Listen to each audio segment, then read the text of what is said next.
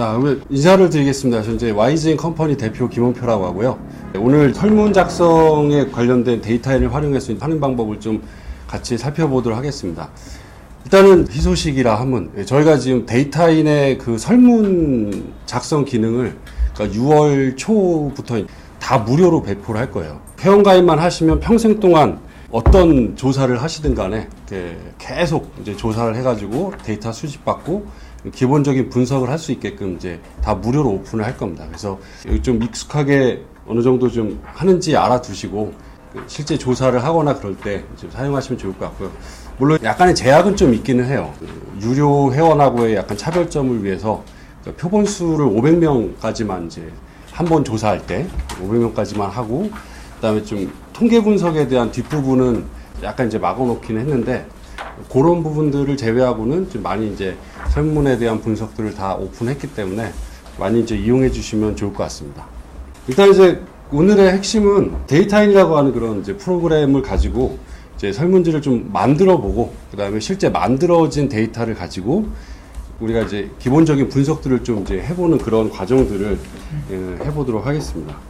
자료에도 나와 있긴 하지만 우리가 첫 번째로 이제 만들어 볼 그런 설문이 지금 보시는 것처럼 명품 브랜드 조사, 인식 조사, 소비자 인식 조사라고 하는 요 자료이고 요게 이 자료가 지금 축을 풀었던 그 폴더에 보시면 이 명품 브랜드 조사 설문지라고 자 이렇게 한글 파일로 이제 되어 있을 겁니다. 과정을 하는 것도 좋긴 한데 이 문구를 일일이 치기에는 좀 그러니까 이제 카피 복사를 좀 하면서 진행을 좀 해보도록 하겠고요. 여기에 대해서 기본적으로 조금 보면은 일단 첫 번째로 우리가 할 거를 간단하게 보면은 일단 조사 대상을 29세에서 59세까지 400명으로 제약을 하고 그 다음에 남자 여자의 비율, 연령대의 비율을 각각 40명씩 이렇게 제약을 할 겁니다. 그러니까 이러한 거를 이제 우리는 조사에서는 이제 표본 할당이라고 이제 얘기를 하죠. 근데 일반적으로 이제 모든 응답하는 사람들을 다 수용하기도 하지만 좀 더 정교한 조사에서는 모집단의 비율에 맞게끔 조사에 대한 표본을 이제 제약을 하죠. 그래서 데이터인에서는 이제 이런 표본에 대한 그 할당 기능들이 있기 때문에 이런 것들을 한번 설정을 해 보도록 하고 그 다음에 뭐 성별, 그 다음에 출생연도 이런 이제 기본적인 응답과 그 다음에 출생연도 같은 경우에는 0세에서 100세까지, 그러니까 연도로 치면은 이제 1918년 이후부터 2017년 이전까지 태어난 사람들만 이게 출생연도에 이제 응답하도록 이렇게 하는 이유는 비상식적이거나 아니면 잘못 응답된 그런 응답이 있을 수 있으니까 그런 부분들을 이제 체크를 하고 또 응답자 중에서 이제 29세에서 59세까지가 조사 대상이기 때문에 보기에 19세 미만이나 60세 이상은 연령대로 물어보긴 하지만 여기에 해당되면 조사에서 탈락되는 그런 설정들도 이제 해보도록 하겠습니다.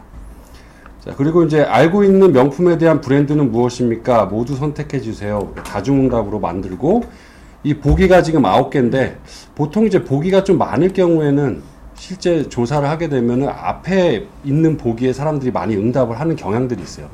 그걸 좀 전문적인 용어로 최근 경향 혹은 최근 편의라고 이제 얘기를 하는데, 그러니까 레센트 바이어스라고 얘기하는데, 그런 거를 이제 방지하기 위해서 보기가 많을 경우에는 최근에 온라인이나 웹, 모바일 이런 데서는 설문에 반 보기를 막 섞어요. 무작위 보일 때마다.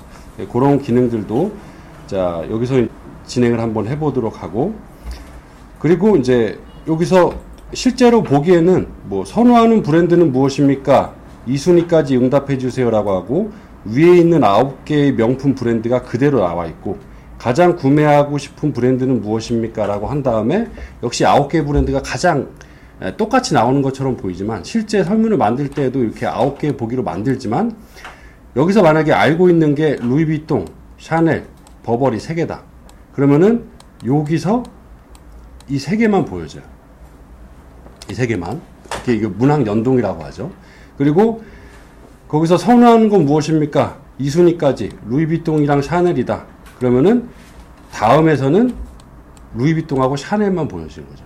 그러니까 이런 것들이 이제 좀 일반적인 뭐 요즘 이제 N사나 G사에서 이제 서베이 무료로 하고 있는데 그런 데에서는 제공을 잘 안 하고 좀 전문적인 그런 리서치 회사에서 설문할 때 문항끼리의 연동 관계를 좀 이렇게 반영을 하죠.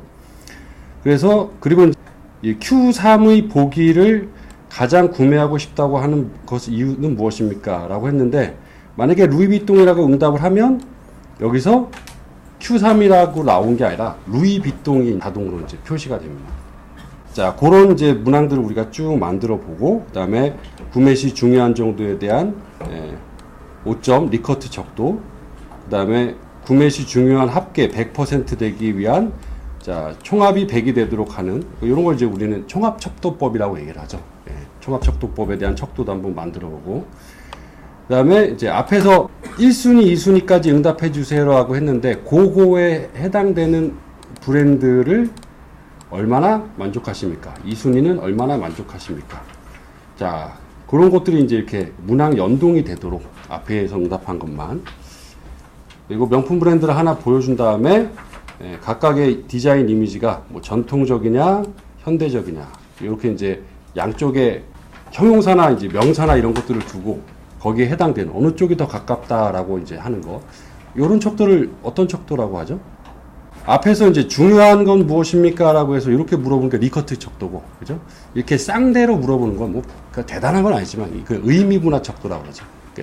의미, 형용사적 의미를 이제 양분화해가지고, 거기다 이제 보여주는 거. 그리고 디자인 중 가장 마음에 드는 것은 무엇입니까? 그래서 우리가 이미지로 되어 있는 그런 보기도 이제 한번 올려보고, 자, 그리고 이제 이 부분은 이제 그냥 한번 연습을 한번 해보는 건데, 보통 이제 이런 식으로 가로가 쭉 있고 세로가 전통적이다 귀족적이다 쭉 있고, 근데 이제 표를 약간 더 정교하게 불만족 매우 불만족은 부정이라고 하고, 자 이렇게 이제 표로 한층 더 만들어서 이제 가격과 품질 요인은 품질 요인이라고 하고, 직원 응대와 AS는 서비스라고 하고, 그다음에 광고는 뭐 이 두 개로 이렇게 이제 한번 묶어보는 그런 이제 과정들을 좀 해보도록 하겠습니다.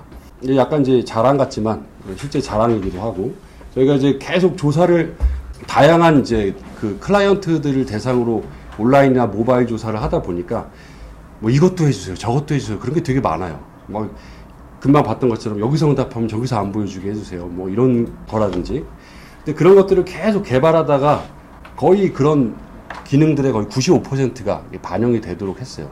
그렇기 때문에 뭐 이렇게 100% 확답하긴 그러지만 국내에 있는 솔루션 중에서는 그래도 제일 많은 기능들이나 제일 유연한 기능들이 들어가 있지 않나, 이렇게 좀 생각이 됩니다. 자, 그래서 이제 요거를 문구를 하나하나씩 치면은 조금 이제 시간이 걸리니까 우리가 만들어 보도록 하겠습니다.